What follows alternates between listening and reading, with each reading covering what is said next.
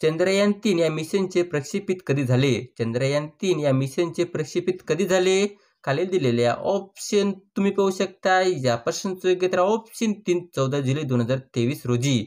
चंद्रयान-3 या मिशनचे प्रक्षेपित हे 14 जुलै 2023 रोजी झाले. तसेच मित्रांनो, चंद्रयान-3 या मिशनबद्दल काही महत्त्वाची माहिती ते पण बघूया.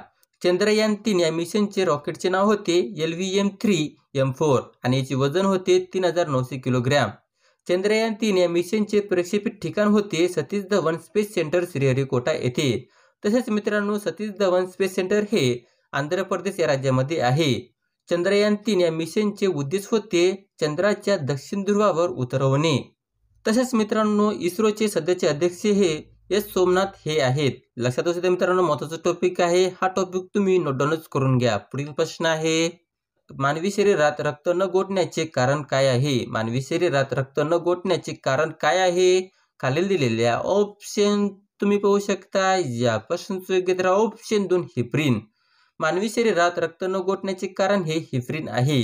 पुढील प्रश्न आहे, दुधाची शुद्धता कोणत्या उपकरणाने मोजले जाते? दुधाची शुद्धता कोणत्या उपकरणाने मोजले जाते? खालील दिलेल्या ऑप्शन तुम्ही पाहू शकता. या प्रश्नाचं योग्य उत्तर ऑप्शन 1 लॅक्टोमीटर. दुधाची शुद्धता हे लॅक्टोमीटर या उपकरणाने मोजले जाते. तसेच मित्रांनो, लक्षात असू द्या, मोनोमीटर हे वायुदाब मोजणारे उपकरण आहे. ऑडिओमीटर हे श्रवणशक्तीमधील फरक मोजण्याचे उपकरण आहे. तसेच मित्रांनो, सॅलिनोमीटर मार्फत क्षार द्रावणाची घनता मोजली जाते. सॅक्रोमीटर मार्फत रासायनिक द्रव्यातील साखरेचे प्रमाण मोजले जाते. लक्षात असू द्या मित्रांनो, महत्त्वाचा टॉपिक आहे. या टॉपिकवर अनेक वेळा स्पर्धा परीक्षेमध्ये प्रश्न विचारण्यात आलेला आहे. त्यासाठी हा टॉपिक तुम्ही नोट डाऊनच करून घ्या. पुढील प्रश्न आहे, कर्करोगावर उपचार करण्यासाठी खालीलपैकी काय वापरले जातात? कर्करोगावर उपचार करण्यासाठी खालीलपैकी काय वापरले जातात? खालील दिलेल्या ऑप्शन तुम्ही पाहू शकता. या प्रश्नाचं योग्य उत्तर ऑप्शन 1 कोबाल्ट 60. कर्करोगावर उपचार करण्यासाठी कोबाल्ट 60 वापरले जातात. पुढील प्रश्न आहे, खालीलपैकी उष्णता मोजण्याचे एकक काय आहे? खालीलपैकी उष्णता मोजण्याचे एकक काय आहे? खालील दिलेल्या ऑप्शन तुम्ही पाहू शकता. या प्रश्नाचं योग्य उत्तर ऑप्शन 4 कॅलरी. कॅलरी ही उष्णता मोजण्याचे एकक आहे. तसेच मित्रांनो, लक्षात असू द्या, एम्पियर हे विद्युत प्रवाह मोजण्याचे एकक आहे. वॅट हे शक्ती मोजण्याचे एकक आहे. नॉट हे सागरी जहाजाची गती मोजण्याचे एकक आहे. मैल हे अंतर मोजण्याचे एकक आहे. तसेच मित्रांनो, फदम हे समुद्रातील खोली मोजण्याचे एकक आहे. लक्षात असू द्या मित्रांनो, महत्त्वाचा टॉपिक आहे. या टॉपिकवर अनेक वेळा स्पर्धा परीक्षेमध्ये प्रश्न विचारण्यात आलेला आहे. प्रश्न असा विचारण्यात आलेला आहे, विद्युत प्रवाह हे कोणत्या एककात मोजले जाते? तर त्याचा योग्य उत्तर असणार आहे एम्पियर. पुढील प्रश्न आहे, मानवी शरीरातील इन्सुलिन पातळीवर नियंत्रण खालीलपैकी कोण ठेवते? मानवी शरीरातील इन्सुलिन पातळीवर नियंत्रण खालीलपैकी कोण ठेवते? खालील दिलेल्या ऑप्शन तुम्ही पाहू शकता. या प्रश्नाचं योग्य उत्तर ऑप्शन 3 स्वादुपिंड. मानवी शरीरातील इन्सुलिन पातळीवर नियंत्रण हे स्वादुपिंड ठेवते. पुढील प्रश्न आहे, प्राणी जीवनाचा अभ्यास करणारे शास्त्राला काय म्हटले जाते? प्राणी जीवनाचा अभ्यास करणारे शास्त्राला काय म्हटले जाते? खालील दिलेल्या ऑप्शन तुम्ही पाहू शकता. या प्रश्नाचं योग्य उत्तर ऑप्शन 1 झुलॉजी. प्राणी जीवनाचा अभ्यास करणारे शास्त्राला झुलॉजी म्हटले जाते. तसेच मित्रांनो, लक्षात असू द्या, बॉटनी हे वनस्पती जीवनाचा अभ्यास करणारे शास्त्राला म्हटले जाते. सायकोलॉजी हे मानवी मनाचा अभ्यास करणाऱ्या शास्त्राला म्हटले जाते. कार्डिओलॉजी हे हृदयाच्या संबंधीचा अभ्यास करणारे शास्त्राला म्हटले जाते. आणि मित्रांनो, डर्मॅटोलॉजी हे त्वचा व त्वचारोगाचे अभ्यास करणाऱ्या शास्त्राला म्हटले जाते. लक्षात असू द्या मित्रांनो, महत्त्वाचा टॉपिक आहे. हा टॉपिक तुम्ही नोट डाऊनच करून घ्या. पुढील प्रश्न आहे, टिपेश्वर वन्यजीव अभयारण्य हे खालीलपैकी कोणत्या जिल्ह्यात आहे? टिपेश्वर वन्यजीव अभयारण्य हे खालीलपैकी कोणत्या जिल्ह्यात आहे? खालील दिलेल्या ऑप्शन तुम्ही पाहू शकता. या प्रश्नाचं योग्य उत्तर ऑप्शन 2 यवतमाळ. टिपेश्वर वन्यजीव अभयारण्य हे यवतमाळ या जिल्ह्यात आहे. पुढील प्रश्न आहे, पण त्याआधी मित्रांनो, जर तुम्हाला अशाच प्रकारचे व्हिडिओ पाहायचे असल्यास चॅनलला सबस्क्राईब करायला विसरू नका. पुढील प्रश्न आहे, खालीलपैकी कोणते वायू हे हरितगृह वायू आहे? खालीलपैकी कोणते वायू हे हरितगृह वायू आहे? खालील दिलेल्या ऑप्शन तुम्ही पाहू शकता. या प्रश्नाचं योग्य उत्तर ऑप्शन 1 CH4 आणि CO2. CH4 आणि CO2 हे वायू हरितगृह वायू आहे. पुढील प्रश्न आहे, कोयना अभयारण्य हे महाराष्ट्रातील अभयारण्य असून कोणत्या जिल्ह्यात आहे? कोयना अभयारण्य हे महाराष्ट्रातील अभयारण्य असून कोणत्या जिल्ह्यात आहे? खालील दिलेल्या ऑप्शन तुम्ही पाहू शकता. या प्रश्नाचं योग्य उत्तर ऑप्शन 1 सातारा. कोयना अभयारण्य हे महाराष्ट्रातील अभयारण्य असून सातारा जिल्ह्यात आहे. पुढील प्रश्न आहे, भारताचा भूसरहदीची एकूण लांबी किती किलोमीटर आहे? भारताचा भूसरहदीची एकूण लांबी किती किलोमीटर आहे? खालील दिलेले ऑप्शन तुम्ही पाहू शकता. या प्रश्नाचं योग्य उत्तर ऑप्शन 1 15,200. भारताचा भूसरहदीची एकूण लांबी हे 15,200 किलोमीटर आहे. पुढील प्रश्न आहे, ॲल्युमिनियमचे प्रमुख धातू खालीलपैकी कोणते आहेत? ॲल्युमिनियमचे प्रमुख धातू खालीलपैकी कोणते आहे? खालील दिलेल्या ऑप्शन तुम्ही पाहू शकता. या प्रश्नाचं योग्य उत्तर ऑप्शन 3 बॉक्साईट. ॲल्युमिनियमचे प्रमुख धातू हे बॉक्साईट आहे. पुढील प्रश्न आहे, स्वयंचलित वाहनातून कोणता विषारी वायू बाहेर पडतो? स्वयंचलित वाहनातून कोणता विषारी वायू बाहेर पडतो?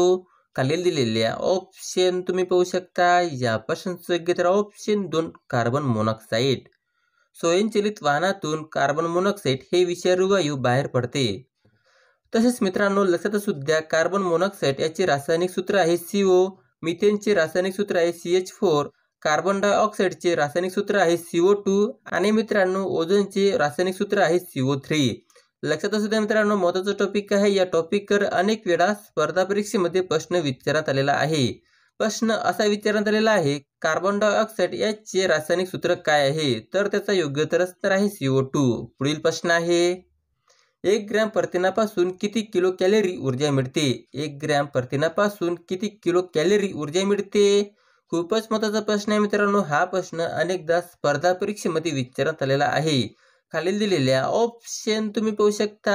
या प्रश्नाचं योग्य उत्तर ऑप्शन 1 4 किलो कॅलरी. 1 ग्रॅम प्रथिनापासून 4 किलो कॅलरी ऊर्जा मिळते. तसेच मित्रांनो लक्षात असू द्या, 1 ग्रॅम मेदापासून 9 किलो कॅलरी ऊर्जा मिळते, तर 1 ग्रॅम कर्बोदकापासून 4 किलो कॅलरी ऊर्जा मिळते. पुढील प्रश्न आहे, मानवी मूत्रपिंडात बनणारे खडे हे मुख्यतः कशापासून बनलेले असतात? मानवी मूत्रपिंडात बनणारे खडे हे मुख्यतः कशापासून बनलेले असतात? खालील दिलेल्या ऑप्शन तुम्ही पाहू शकता. या प्रश्नाचं योग्य उत्तर ऑप्शन 1 कॅल्शियम ऑक्सिलेट. मानवी मूत्रपिंडात बनणारे खडे हे मुख्यतः कॅल्शियम ऑक्सिलेट पासून बनलेले असतात. पुढील प्रश्न आहे, कीटकाचा अभ्यास करणाऱ्या शास्त्रास काय म्हटले जाते? कीटकाचा अभ्यास करणाऱ्या शास्त्रास काय म्हटले जाते? खाली दिलेल्या ऑप्शन तुम्ही पाहू शकता. या प्रश्नाचं योग्य उत्तर ऑप्शन 3 एंटॉमॉलॉजी. कीटकाचा अभ्यास करणाऱ्या शास्त्रास एंटॉमॉलॉजी असे म्हटले जाते. तसेच मित्रांनो लक्षात असू द्या, पॅथॉलॉजी हे रोगनिदान शास्त्रास म्हटले जाते. अँटॉनॉमी हे सजीवाच्या आंतररचनेचा अभ्यास करणाऱ्या शास्त्रास म्हटले जाते. आणि मित्रांनो टॉक्झिकोलॉजी हे विषाचा अभ्यास करणाऱ्या शास्त्रास म्हटले जाते. लक्षात असू द्या मित्रांनो, महत्त्वाचा टॉपिक आहे. या टॉपिकवर सुद्धा अनेक वेळा स्पर्धा परीक्षेमध्ये प्रश्न विचारण्यात आलेला आहे. त्यासाठी हा टॉपिक तुम्ही नोट डाऊनच करून घ्या. पुढील प्रश्न आहे, मिसाईल मॅन म्हणून कोणाला ओळखतात? मिसाईल मॅन म्हणून कोणाला ओळखतात? खाली दिलेल्या ऑप्शन तुम्ही पाहू शकता. या प्रश्नाचं योग्य उत्तर option 1 doctor APJ Abdul Kalam. Missile man म्हणून डॉक्टर APJ अब्दुल कलाम यांना ओळखतात. पुढील प्रश्न आहे, जागतिक व्यापार संघटनेचे मुख्यालय खालीलपैकी कुठे आहे? जागतिक व्यापार संघटनेचे मुख्यालय खालीलपैकी कुठे आहे? खालील दिलेल्या ऑप्शन तुम्ही पाहू शकता. या प्रश्नाचं योग्य उत्तर ऑप्शन 2 जिनेवा. जागतिक व्यापार संघटनेचे मुख्यालय हे जिनेवा येथे आहे. तसेच मित्रांनो जागतिक व्यापार संघटनेबद्दल काही महत्त्वाची माहिती ते आपण बघूया. जागतिक व्यापार संघटनेचे मुख्यालय हे स्वित्झर्लंड येथील जिनेवा येथे आहे. तसेच मित्रांनो WTO ची स्थापना हे 1 जानेवारी 1995 साली झालेला आहे. आणि मित्रांनो यामध्ये एकूण सदस्य देश हे 164 आहे. पुढील प्रश्न आहे, सूर्यप्रकाशात एकूण किती रंग समाविष्ट असतात? सूर्यप्रकाशात एकूण किती रंग समाविष्ट असतात? खाली दिलेल्या ऑप्शन तुम्ही पाहू शकता. या प्रश्नाचं योग्य उत्तर ऑप्शन 3 7. सूर्यप्रकाशात एकूण 7 रंग समाविष्ट असतात. पुढील प्रश्न आहे, उंदीर या शब्दाचे अनेकवचन काय आहे? उंदीर या शब्दाचे अनेकवचन काय आहे? खाली दिलेल्या ऑप्शन तुम्ही पाहू शकता मित्रांनो. या प्रश्नाचं योग्य उत्तर ऑप्शन 1 उंदीर. उंदीर या शब्दाचे अनेकवचन हे उंदीरच होते. पुढील प्रश्न आहे, खालीलपैकी हिंदू या कादंबरीचे लेखक कोण आहेत? खालीलपैकी हिंदू या कादंबरीचे लेखक कोण आहेत?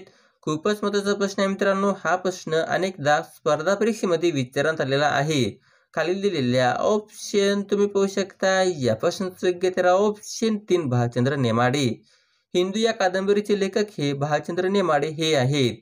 पुढील प्रश्न आहे, पण त्याआधी मित्रांनो जर तुम्हाला अशाच प्रकारचे व्हिडिओ पाहायचं असल्यास चॅनलला सबस्क्राईब करायला विसरू नका. पुढील प्रश्न आहे, भारतातील लोह खनिजाच्या एकूण साठ्यापैकी किती टक्के साठा महाराष्ट्रात आहे?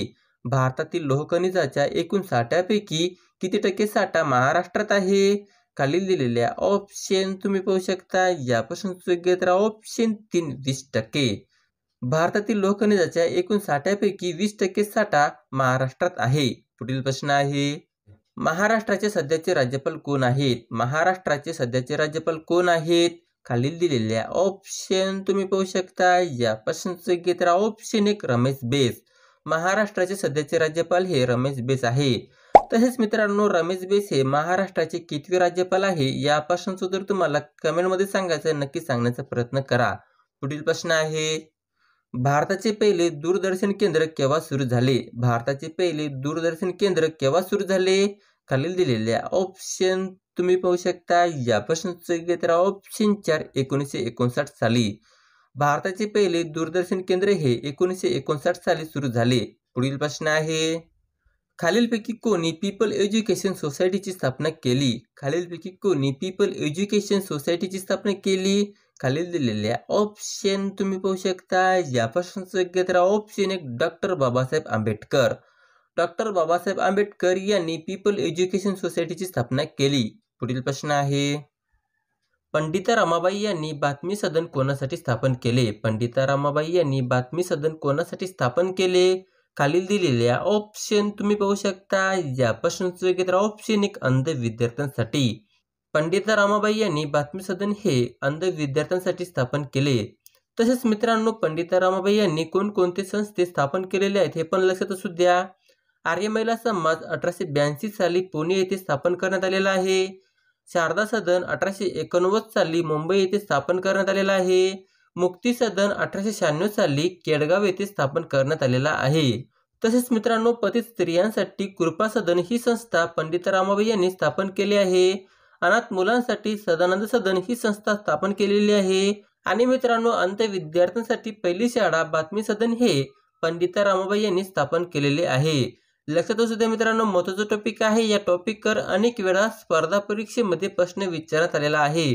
त्यासाठी हा टॉपिक तुम्ही नोट डाऊनच करून घ्या. पुढील प्रश्न आहे, रामकृष्ण मिशनची स्थापना कोणी केली? रामकृष्ण मिशनची स्थापना कोणी केली? खालील दिलेल्या ऑप्शन तुम्ही पाहू शकता या प्रश्नाचं योग्य उत्तर ऑप्शन 2 स्वामी विवेकानंद. रामकृष्ण मिशनची स्थापना हे स्वामी विवेकानंद यांनी केली. तसेच मित्रांनो रामकृष्ण मिशन बद्दल काही महत्त्वाची माहिती ते पण बघूया. रामकृष्ण मिशनची स्थापना हे 1 मे 1897 रोजी स्वामी विवेकानंदांनी आपले गुरु रामकृष्ण यांची स्मृती व कार्याच्या जाणीवेतून केलेली आहे. तसेच मित्रांनो स्वामी विवेकानंदाबद्दल काही महत्त्वाची माहिती ते पण बघूया. स्वामी विवेकानंद यांचा जन्म हे 12 जानेवारी 1863 साली झालेला आहे. तर मृत्यू हे 4 जुलै 1902 साली कलकत्त्याजवळ बेलूर येथे झालेला आहे. तसेच मित्रांनो स्वामी विवेकानंद यांनी युवकांना दिलेला संदेश सुद्धा लक्षात असू द्या. उठा, जागे व्हा आणि ध्येयसिद्धी झाल्याशिवाय थांबू नका. हा संदेश मित्रांनो स्वामी विवेकानंद यांनी युवकांना दिलेला आहे. आणि मित्रांनो 12 जानेवारी हा विवेकानंदाचा जन्मदिनी युवक दिन म्हणून साजरा केला जातो. पुढील प्रश्न आहे, पाणी या शब्दाचा अर्थ काय आहे? पाणी या शब्दाचा अर्थ काय आहे? खालील दिलेल्या ऑप्शन तुम्ही पाहू शकता या प्रश्नाचं योग्य उत्तर ऑप्शन 2 हात. पाणी या शब्दाचा अर्थ हे हात आहे. पुढील प्रश्न आहे, स्वामी दयानंद सरस्वती यांनी आर्य समाजाची स्थापना कोणत्या वर्षी केली? स्वामी दयानंद सरस्वती यांनी आर्य समाजाची स्थापना कोणत्या वर्षी केली? खालील दिलेल्या ऑप्शन तुम्ही पाहू शकता या प्रश्नाचं योग्य उत्तर ऑप्शन 4 1875 साली. स्वामी दयानंद सरस्वती यांनी 1875 साली आर्य समाजाची स्थापना केली. तसेच मित्रांनो आर्य समाजाबद्दल काही महत्त्वाची माहिती ते आपण बघूया. आर्य समाजाची स्थापना हे 10 एप्रिल 1875 साली झालेला आहे आणि जे ठिकाण आहे मुंबई येथे. तसेच मित्रांनो आर्य समाजाचे संस्थापक आहेत स्वामी दयानंद सरस्वती. आणि मित्रांनो याचा उद्देश आहे शैक्षणिक, धार्मिक अभ्यास, अध्यात्म आणि सामाजिक सुधारणा करणे. पुढील प्रश्न आहे, नंदुरबार जिल्ह्यात कोणते ठिकाण थंड हवेचे ठिकाण म्हणून प्रसिद्ध आहे? नंदुरबार जिल्ह्यात कोणते ठिकाण थंड हवेचे ठिकाण म्हणून प्रसिद्ध आहे? खालील दिलेल्या ऑप्शन तुम्ही पाहू शकता. या प्रश्नाचं उत्तर ऑप्शन 4 तोरणमाळ. नंदुरबार जिल्ह्यात तोरणमाळ हे ठिकाण थंड हवेचे ठिकाण म्हणून प्रसिद्ध आहे. पुढील प्रश्न आहे, भारताचा राष्ट्रीय वृक्ष कोणता? भारताचा राष्ट्रीय वृक्ष कोणता? खालील दिलेल्या ऑप्शन तुम्ही पाहू शकता. या प्रश्नाचं उत्तर ऑप्शन 4 वटवृक्ष. भारताचा राष्ट्रीय वृक्ष हे वटवृक्ष आहे. तसेच मित्रांनो लक्षात असू द्या, भारताचा राष्ट्रीय प्राणी हे वाघ आहे. भारताचा राष्ट्रीय पक्षी हे मोर आहे. तर महाराष्ट्राचे राज्यफळ हे आंबा आहे. महाराष्ट्राचा राज्यप्राणी हे शेकरू म्हणजेच खार आहे. महाराष्ट्राचा राज्यपक्षी हे हरियाल आहे. लक्षात असू द्या मित्रांनो, महत्त्वाचा टॉपिक आहे. या टॉपिकवर अनेक वेळा स्पर्धा परीक्षेमध्ये प्रश्न विचारण्यात आलेला आहे. त्यासाठी हा टॉपिक तुम्ही नोट डाऊनच करून घ्या. पुढील प्रश्न आहे, कोणते भाषिक राज्य सर्वप्रथम अस्तित्वात आले? कोणते भाषिक राज्य सर्वप्रथम अस्तित्वात आले? खालील दिलेल्या ऑप्शन तुम्ही पाहू शकता. या प्रश्नाचं उत्तर ऑप्शन 3 आंध्र प्रदेश. आंध्र प्रदेश हे भाषिक राज्य म्हणून सर्वप्रथम अस्तित्वात आले. पुढील प्रश्न आहे, FICCI चे महासचिव म्हणून कोणाची नियुक्ती करण्यात आली आहे? FICCI चे महासचिव म्हणून कोणाची नियुक्ती करण्यात आली आहे? खालील दिलेल्या ऑप्शन तुम्ही पाहू शकता. या प्रश्नाचं उत्तर ऑप्शन 1 शैलेश पाठक. FICCI चे महासचिव म्हणून शैलेश पाठक यांची नियुक्ती करण्यात आली आहे. पुढील प्रश्न आहे, राज्यपालाच्या नेमणुकीची पद्धत भारताने कोणत्या देशाकडून घेतली आहे? राज्यपालाच्या नेमणुकीची पद्धत भारताने कोणत्या देशाकडून घेतली आहे? खालील दिलेल्या ऑप्शन तुम्ही पाहू शकता. या प्रश्नाचं उत्तर ऑप्शन 3 कॅनडा.